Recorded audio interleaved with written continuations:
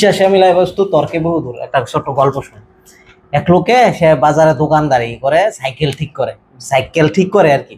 তো ওনার কাছে সে এক লোকে বলতেছে, ভাই আমি আপনার কথা অনেক শুনছি, আপনি নাকি ইয়া করেন, বাচ্চা কাচ্চা না হইলে আপনি নাকি তাবিজ দেন, ভাই আমার একটা তাবিজ দেন। তো উনি সাইকেল ঠিক করে উনি কি বুঝে আর কি জানে, তো আমার কাছে এসে আমি পরে উনি বলতেছে, কয় না আমি তো বুঝি না, আমি জানি না। কয় না ভাই আপনি দিতে হইবা, আমি শুনছি আপনি এগুলো করেন পারেন। পরে উনি কি করছে, খুব বেশি জোরাজোরি নাকি করতেছে লোক এসে, অনেক বেশি জোরাজোরি করতেছে যে না ওনার ছাড়তেছি না ওনারে, কয় না আপনি মিশা কথা ইয়া কইতেছেন, আমার দিতেন না লেগে কইতেছেন। পরে উনি কি করছে, কয় বিরক্ত হইয়া আমি গেছি একটু বাইরে না গিয়ে ওনারা বসায় রেখে তোর মেজের কাটি লইছে, একটা তাবিজ নিয়ে গেছে।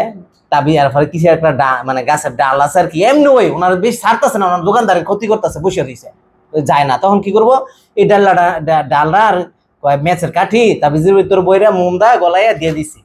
তো ওনার তো বাচ্চা হয়েছে, বাচ্চা হওয়ার পরে ওনার কোনো বাচ্চার কোনো যে কোনো অনুষ্ঠানে ওনারা তো দাওয়াত দেয়, বুঝিস নি?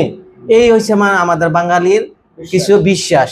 বিভিন্ন জায়গায় যায়, এটা দেয় ওইটা দেয়, এই করে ওই কি বলে জ্বরে বক মরে ওইখানে কেরামতি পারে। এই হচ্ছে বিশ্বাস। আমাদের ধর্মীয় জ্ঞান, ধর্মীয় চর্চা না থাকার কারণে আমাদের জ্ঞান বুদ্ধি, আমাদের বিশ্বাস কোথায় গিয়ে দাঁড়াইছে দেখে। এটা কিন্তু বাস্তব, আমি মানে ওনার সাথে সরাসরি কথা বলতেছে, শুনতেছি, আমি উপস্থিত ছিলাম। এ হচ্ছে বিশ্বাস বাঙালির।